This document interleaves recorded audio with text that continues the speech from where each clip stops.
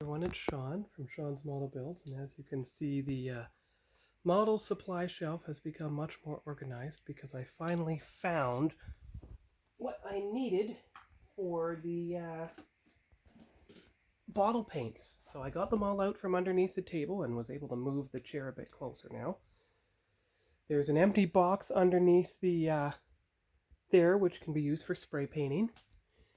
So I've got all the bottle paints here, Craft Smart. See, these are the Folk Art, Golden Art, Deco, whatever.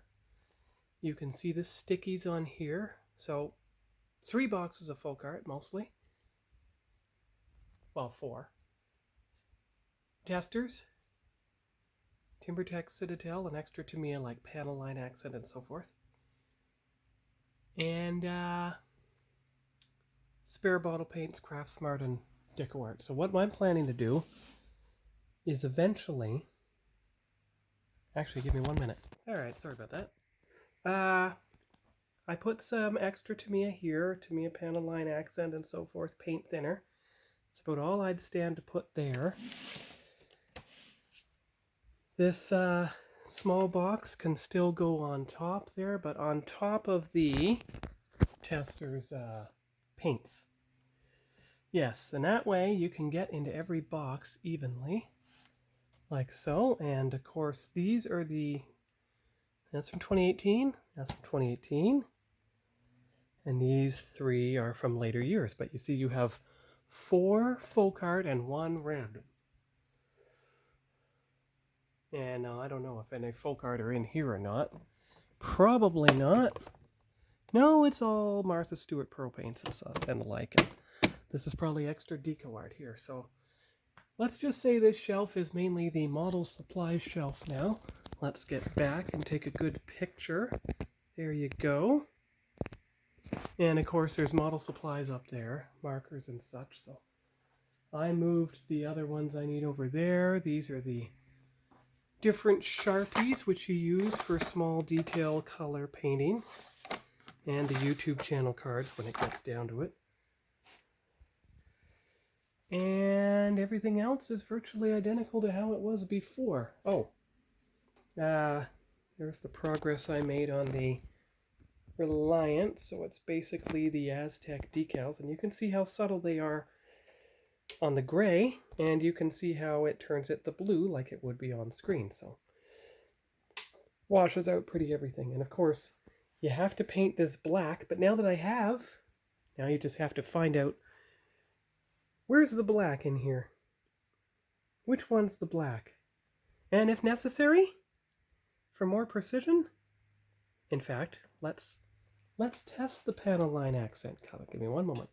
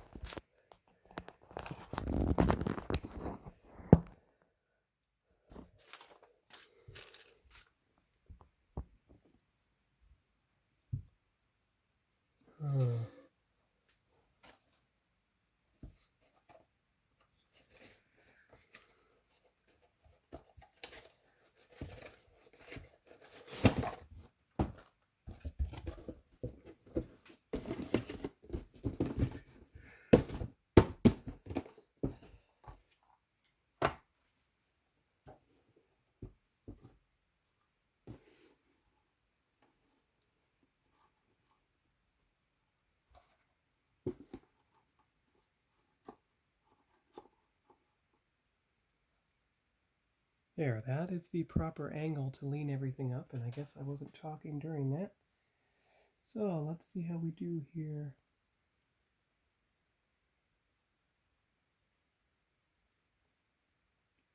Yeah, that's pretty good. Of course, it won't get everything. But let me see if I can find the actual Tamiya black. Of course, you might not need actual Tamiya black. You have the dark iron, which you can also use as a substitute. So let's just see how that works. And no, which good. There's a lot of room here suddenly. Which box? brush am I going to use for that? Well, I think I would use one of my older brushes. And of course, because it's the Tamiya, you have to stir it up. I don't want to have to go through 6 boxes of folk art looking for the other stuff. So I'm just going to stir up the Tamiya paint here and see if I can get the dark iron to work. It may not be as black as the outside, but in a weird way, it's going to be better because it's going to make it look more like it does if the engines are just off on the outside.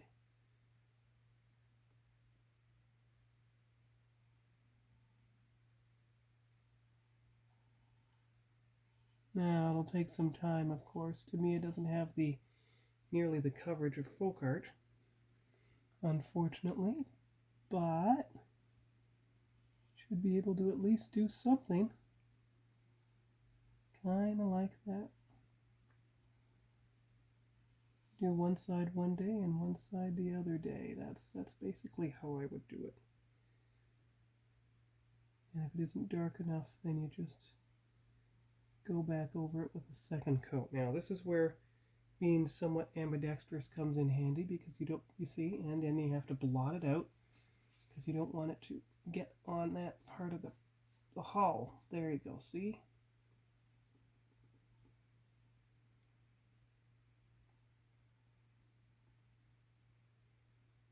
There you go, all the way back.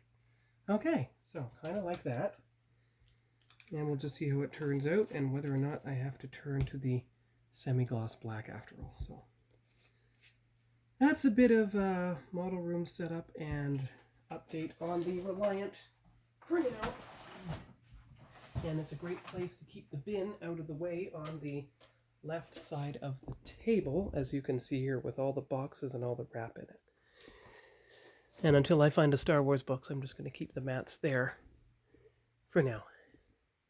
All right. Because I don't think they'll fit on top of the Voyager box. Let's find out here. A bit awkward with just one hand, but let's just see how it works here. Too wide. I mean, these will just fit on the shelf, so you don't have to worry about them. Although they could, technically, fit right up there. There you go. And then this can go back with the decals for now because there's nowhere else for it to fit at this time. There you go. And there's the Ziploc bags. And this is a poster from Close Encounters of the Third Kind, so it can just go up there for now. All right. And I should be able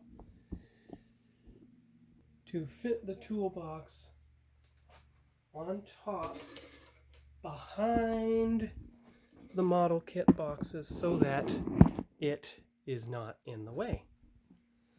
Because I don't want too much to be on that white thing. It just gets in the way. But I don't know if there's enough clearance there, so got to put these on the chair and find out.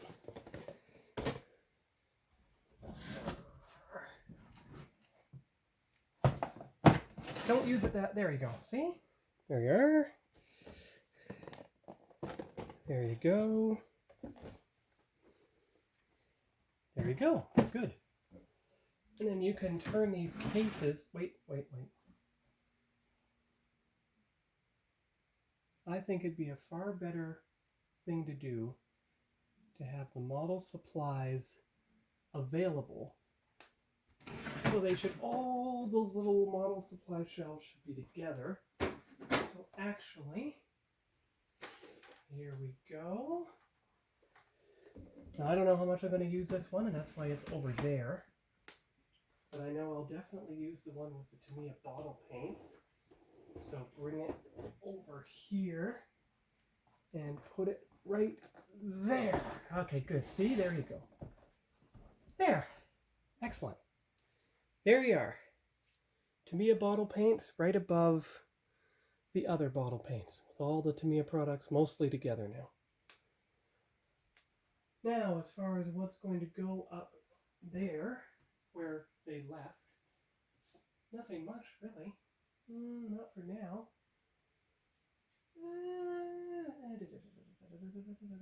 I guess I could put the